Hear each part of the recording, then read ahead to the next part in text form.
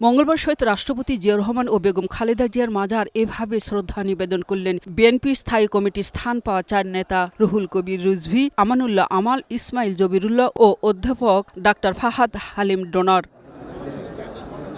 শ্রদ্ধা নিবেদন শেষে সদ্য স্থায়ী কমিটির সদস্য ও প্রধানমন্ত্রীর রাজনৈতিক উপদেষ্টা রুহুল কবির রিজভী বলেন, সরকারের নির্বাচনী প্রতিশ্রুতি ও বিভিন্ন জনকল্যাণমুখী পদক্ষেপ বাস্তবায়নে আরও জোরালো করতে সহায়ক ভূমিকা রাখবেন তারা। তারেক রহমানের প্রদর্শিত যে নীতি, সেই নীতির বাস্তবায়নের জন্য এবং সরকার যে গৃহীত যে পদক্ষেপগুলো নিয়েছেন সেটা যাতে দ্রুতগতিতে আরও ত্বরান্বিত হয়, বাস্তবায়ন হয়, এই জন্য দলের নেতাকর্মীদেরকে আমরা উদ্বুদ্ধ করা, তাদেরকে কাজে লাগানোর জন্য আমরা চেষ্টা করব। এখানে যে আমরা 4 জন আছি, যে কোনো ত্যাগের বিনিময়ে সরকারের ঘোষিত কর্মসূচি বাস্তবায়নে কাজ করার অঙ্গীকার করেন এই নেতারা।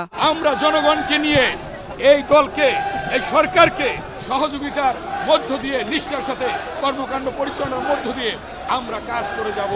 আমাদের এখন দায়িত্ব হয়েছে এই সমস্ত কর্মসূচিকে সামনে দিকে আরো এগিয়ে নিয়ে যাওয়া। কোনো পদ বা মর্যাদার ব্যাপার নয়, এটা অ্যাকচুয়ালি আমার কাছে মনে হয়েছে একটা নতুন সুযোগ আমরা যে দেওয়া হয়েছে, যে সুযোগ আমি জনগণের যেন আরো অধিক খিদমত করতে পারি। দলের সাথে জনগণের এবং সরকারের সাথে জনগণের একটি মজবুত সেতু নির্মাণ করাই হবে মূল লক্ষ্য বলেও জানান সদ্য স্থায়ী কমিটির সদস্যরা।